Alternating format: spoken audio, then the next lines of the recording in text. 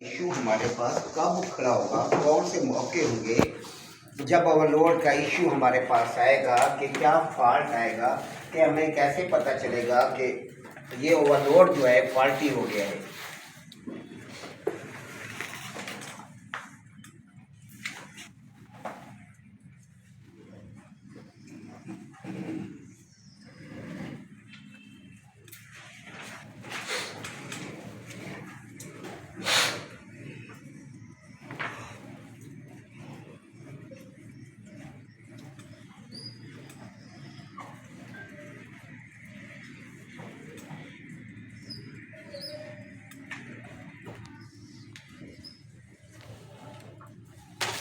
अब कंप्लेन हमारे पास आ जाती है कि हमारा यूनिट कूलिंग नहीं कर रहा, क्योंकि कस्टमर ने यही कंप्लेन दे दी है। जब ओवरलोड से सिस्टम बार बार ट्रिप करता रहेगा या ओवरलोड जल जाएगा तो कंप्रेसर नहीं चलेगा, तो आपके पास कंप्लेन आ जाएगी कि यूनिट आपका नहीं जा रहा। जब आप जाके देखते हैं यूनिट ही नहीं चाह रहा, यूनिट ही नहीं चाह रहा।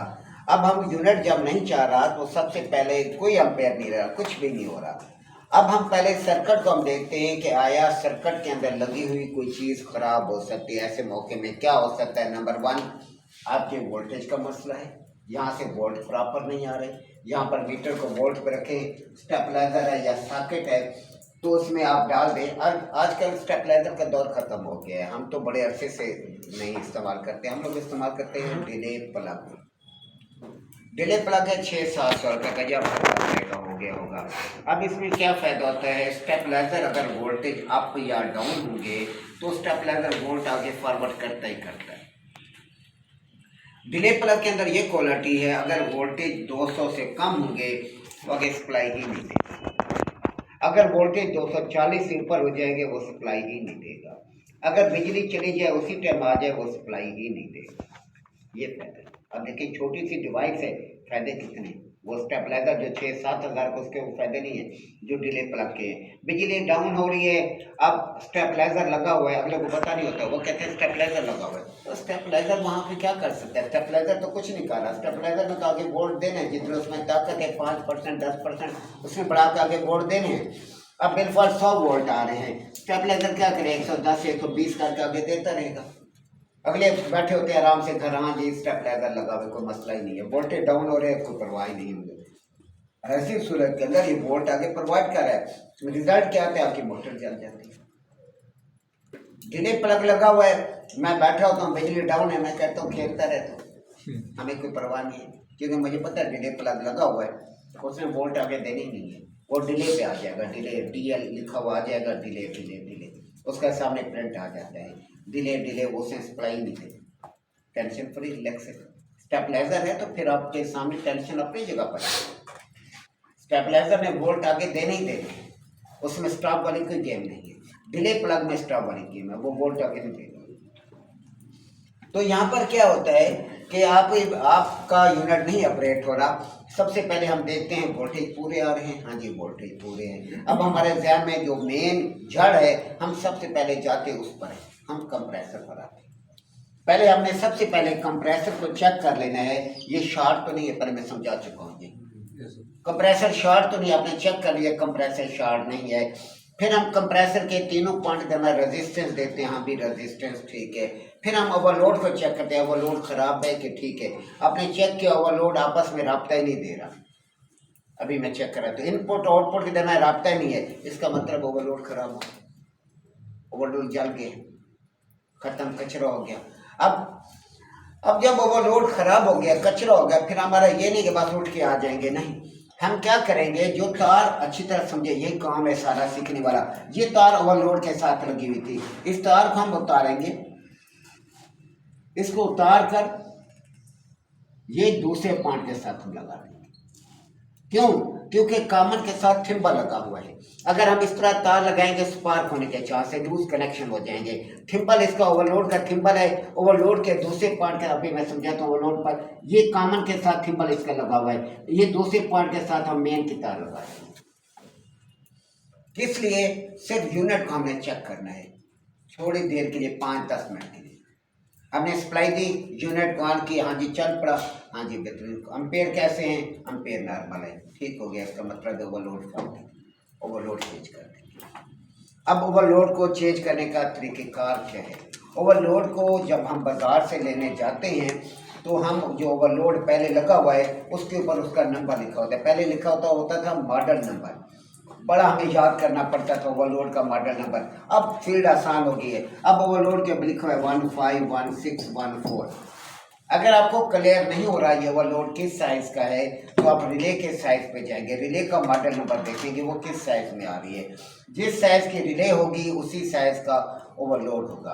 क्यों? रिले कंप्रेसर के साइज़ के हिसाब से ली जाती है। अगर कंप्रेसर 15 का है रिले भी 15 की होगी, कंप्रेसर 14 का है तो रिले भी 14 की होगी।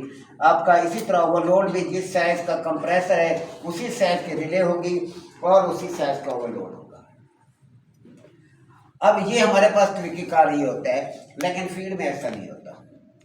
फील्ड इसका अपोजिट है, क्योंकि हमने दोनों ट्रेनिंग आपको देनी होती है। हमारे पास डब्बा एक पड़ा होता है, खसूसी डब्बा होता है, जिसके अंदर जो भी रिले निकली, कंप्रेसर साहब जगह जलती है, उसके रिले उतारे एक डब्बे में, ओवरलोड उतारे दूसरे डब्बे में। इस तरह हमारे पास वो कमाई का जरिया हम रख देते हैं। अब ओवरलोड की जरूरत पड़ गई, ना हम मॉडल नंबर देखते हैं, ना उसका नंबर देखते हैं, ना हमें ज़रूरत पेश आती है। ये ज़रूरत सिर्फ थ्योरिकल है कि जवाब किसी को देना है, जिस साइज़ का कंप्रेसर है ये बात सही है, उसी साइज़ का ओवरलोड लगना चाहिए। ओवरलोड उठाया, लगाया, चलाया, यूनिट चल पड़ा, कोई प्रॉब्लम नहीं आई। इसका मतलब ये ओके, ना साइज देखा ना कैपेसिटी देखी। अब सवाल एक बाद वक्त ऐसे सवाल कर देते हैं कि आपका एक यूनिट है, अब सारों ने सोच के जवाब देने, एक यूनिट है प्रॉपर अम्पेयर ले रहा है, बिल्कुल एग्जैक्ट अम्पेयर, लेकिन बंद हो जाता है। जी, सवाल करने की जवाब देने की कहीं गुंजाइश ही नहीं है। अम्पेयर नॉर्मल है, अब अम्पेयर ज़्यादा ले रहा हो तो ओवरलोड को हम कहें कि ओवरलोड मसला कर रहे हैं अम्पेयर, क्योंकि ये करंट की जाति पर ट्रिप करता है, ऐसे नहीं करता। लेकिन ओवरलोड नॉर्मल, हर चीज़ नॉर्मल करंट ले रही है, यूनिट एक 1.5 अम्पेयर पे चल रहा है, बेहतरीन चल रहा है, कूलिंग भी बेहतरीन कर रहे हैं, लेकिन 5 मिनट 10 मिनट या 2 मिनट 3 मिनट चलने के बाद बंद हो जाते हैं। जी क्या मसला नहीं, उसका ओवरलोड जो है वो शायद छोटी कैपेसिटी का लगा हुआ है। ये देखिए न्यू स्टूडेंट्स है, टेकिंग पावर है। ओवरलोड जो लगा दिया गया वो कैपेसिटी में कम लगा दिया गया, उसकी कैपेसिटी के हिसाब से नहीं है। क्या है कि उसकी बाईमेटल स्ट्रिप को हल्के हल्के जब ये लगा होता है, इसको हल्की हल्की हीट मिलती रहती है। हल्की हल्की हीट मिलने की वजह से इसकी बाईमेटल स्ट्रिप 5-10 मिनट में हीटअप होकर ट्रिप मार जाती है। इसका जवाब बड़ा मुश्किल है, माशाल्लाह जवाब दे गए कि ओवरलोड नॉर्मल कैपेसिटी का नहीं लगा हुआ, साइज में छोटा लगा हुआ है। जब साइज में छोटा लगा होगा तो उसने कुछ देर बाद ट्रिप मार नहीं मारनी, बेहतर लगा कम का लगाएंगे उसी टाइम बता देगा वो। समझे कि वो आपका ओवरलोड जब फॉल्ट आएगा तो एक फॉल्ट ये आता है जो मैकेनिक से पकड़ा नहीं जाता, बड़ा मुश्किल होता है। मैकेनिक टेंशन में आते हैं क्या प्रॉब्लम्स आ रही है कि आपका यूनिट चल रहा है 5-10 मिनट बाद बंद हो जाता है। एक मसला आपका ओवरलोड का आता है, दूसरा मसला कभी कभी थर्मोस्टेट स्विच का आता है, घुमा के रख देता है हमें। फिर हम क्या करते हैं, जब इस टाइप का मसला आ जाए, कस्टमर कंप्लेन करता है कि यूनिट प्रॉपर कूलिंग नहीं कर रहा, हम जाके चलाते हैं, हम देख सही 10 मिनट 15 मिनट बैठते हैं, 15-20 मिनट बाद हम देखते हैं यूनिट बंद हो गया। अब इसके में 2 फॉल्ट मेजर हैं, ध्यान में रखें। आपका यूनिट 10 मिनट चलता है, 15 मिनट चलता है, ये फॉल्ट एसी के अंदर भी आता है। 15 मिनट चलता है, 10 मिनट चलता है, उसके बाद अम्पेयर पर, हमारी नज़र ही अम्पेयर पर होती है, क्योंकि हमें बताना है, इसीलिए फ्रिज ने नहीं बताना। अक्सर लोगों मैंने देखा वो फ्रिज एसी को ताड़ते रहते, उसने नहीं कुछ बताना, आपको मीटर नहीं बताना है। आप मीटर को देखें, उस पोजीशन तो उसने बतानी है। तो अब 15-10 मिनट 15 मिनट बाद देखते हैं 1 अम्पेयर ले रहा था, 1.5 अम्पेयर ले रहा था, बंद हो गया। अब इसमें 2 फॉल्ट है सबसे बड़े। Number 1 overload. ओवरलोड के अंदर क्या इशू है, ओवरलोड की बाईमेटल स्ट्रिप कमज़ोर है, ठीक है।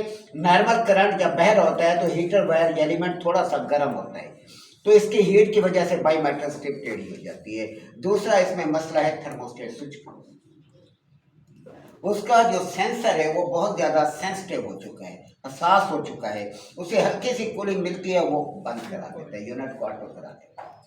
ये एक फॉल्ट आता है। ये ऐसे फॉल्ट है जो तो पकड़े नहीं जाते। इस फॉल्ट को आपने कैसे पकड़ना है, बड़ा आसान सा रास्ता है इसको पकड़ने के, क्योंकि हम लोग ये रगड़े खा चुके हैं, इस वजह से आपको समझाना बड़ा इजी हो जाता है कि उसी फील्ड वाइज हम आपको समझाते हैं। आप फ्रिज के अंदर जो रिले ओवरलोड लगी हुई है, जो आगे आपके पास अभी ये टॉपिक चल रहा है, आप उसको फ्रिज की तार से हटा दें। फ्रिज का प्लग लगा रहे हैं ना, उसे आप हटा दें। रिले ओवरलोड को आप अपनी तारों से चलाएं, जैसे आप ये सारे प्रैक्टिकल यही आ रहे हैं। आप रिले ओवरलोड को अपनी तारें लें बाहर से, जैसे आप तारें लगाते हैं, लगाकर आप उसे चलाएं। देखिए क्या कहते हैं।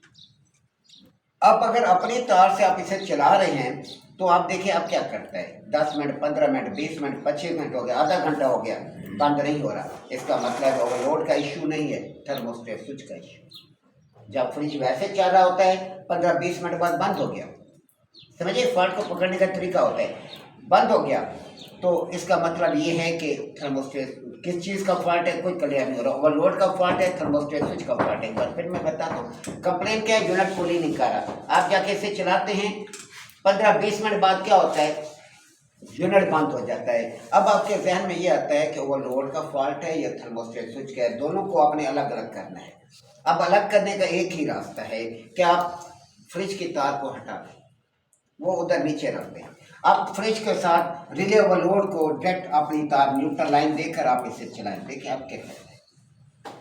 अब अगर फिर प्रॉब्लम करे, 15-20 मिनट बाद बंद हो जाए, इसका मतलब ओवरलोड फॉल्ट नहीं है, ठीक है।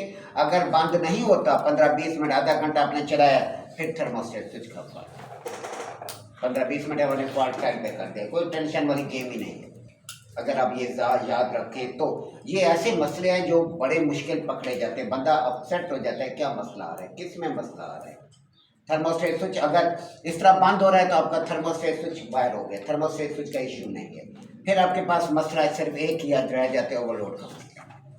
ओवरलोड हम लोग ओवरलोड चेंज ही नहीं करते, हम ओवरलोड को साइड पे हमारा रिले भी साथ चेंज कर देते हैं, जान छुड़ा देते हैं, ताकि कल को इसका भी इश्यू बने, वो भी ना बने। रिले ओवरलोड को दोनों को उठा के परे मारते हैं, चेंज कर देते हैं, क्योंकि फॉरेन के अंदर कंप्लेंट बर्दाश्त नहीं होती, क्लास लग जाती है।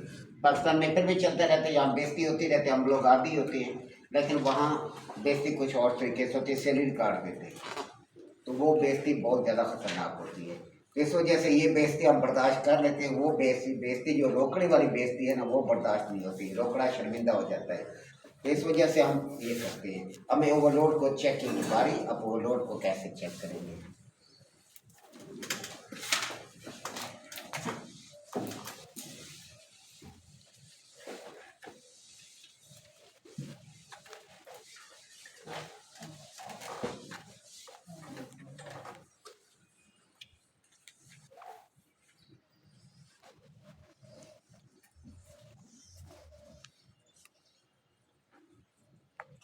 अपने प्रकार से स्टॉल बनानी है, ओवरलोड को चेक करने की।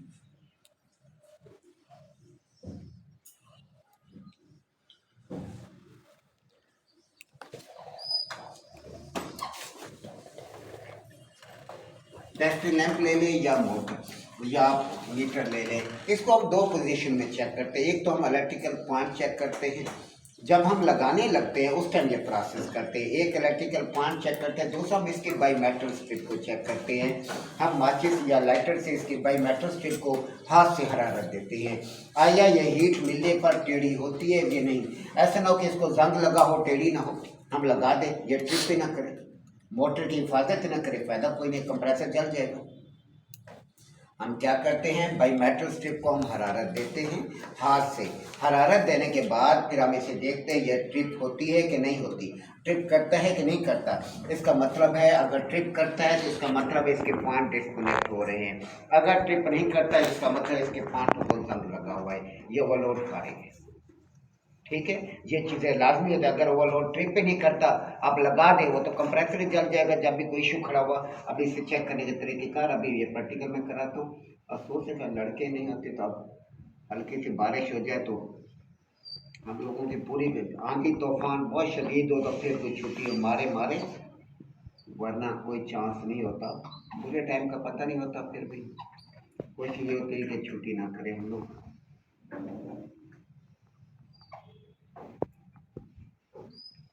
अब लैंप को रोशन दिखाएंगे।